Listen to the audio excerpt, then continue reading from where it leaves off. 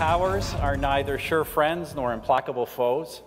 Because these are perhaps the most difficult, the hardest to evaluate, I'm not going to elaborate them on them here, other than to say it is ever important in interacting with them that we clearly understand and always remember what we are dealing with.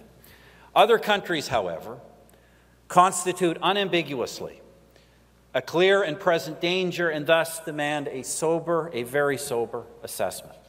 First among these is the government of Iran. I speak not merely, friends, of its appalling record of human rights abuse, or its active assistance to the brutal regime in Syria, or its undeniable support for terrorist entities, or its continual denial of diplomatic rights, or its pursuit of nuclear weapons. Rather, it is the combination of all of these things with a truly malevolent ideology that should concern us. You know, we are very blessed, very fortunate, very lucky, privileged to live in this country. We may have differences, Tory, Liberal, NDP, but whoever is in power, whether it was Chrétien or Paul Martin or Stephen Harper, you know that the governance will be efficient, it will not be corrupt. These are all good people by and large. We may disagree on various issues, but they're good people. So I'd like to say this to those who didn't vote for Harper. We should all be incredibly proud of what this man has done, not as a conservative, but as a Canadian, to stand up, not to all of those regimes in the Middle East, but to one, the Iranian regime, and to say, you will not be tolerated. You represent, you symbolize so much that is wrong. Your murder of homosexuals, your Holocaust denial, your sponsoring of terrorism, your treatment of women, your hatred. No, this will not be tolerated. Very proud to have that man as leader of this country at this point. Also very proud to welcome back to the show Reza Khalili, who's a former member of the Revolutionary Guard. He was a CIA operative, whilst a member later on in his career in that Iranian elite unit. And he joins us now. He always has to be heavily disguised. His voice is modulated. How are you, my friend? Well, thanks so much. It's great to be back on your program. Thank you. Well, you're a busy man because Iran is what Iran is at this point. It seems extraordinarily dangerous. We don't want to predict directly, but what is likely to happen with your experience, do you think, in the next month or two?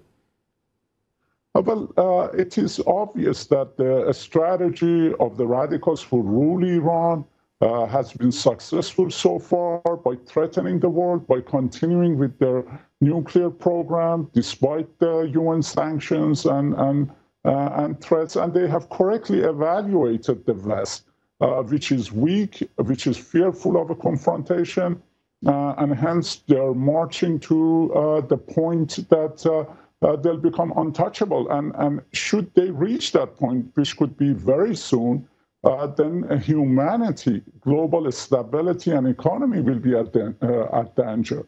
Mm. It's very hard to know what to make of the Iranian government. I'll give you an example. Today, I'm not sure if you're aware of this, but The Onion, which is a satirical magazine, a satirical North American magazine, they put an article out that the American people had more support for Ahmadinejad than for Barack Obama. Now, it was a joke, obviously. The Iranian government believed it. They didn't know it was satire, and they reprinted this. The American people have understood the truth. There is more support for our leader, Ahmadinejad, than for Barack Obama. These people seem to be idiots. At the same time, they're playing the world like fools.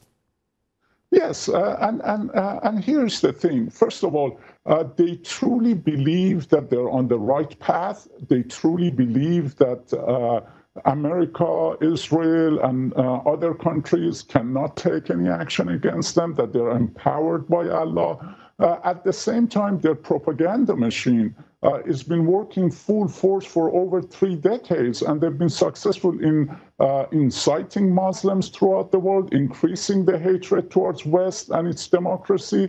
And in this battle of propaganda, they've always come out victorious. And just imagine what Ahmadinejad said at the UN. I mean, it was total nonsense. Mm-hmm. And yet, nobody in the West is coming out and calling Ahmadinejad for what he is and what he said.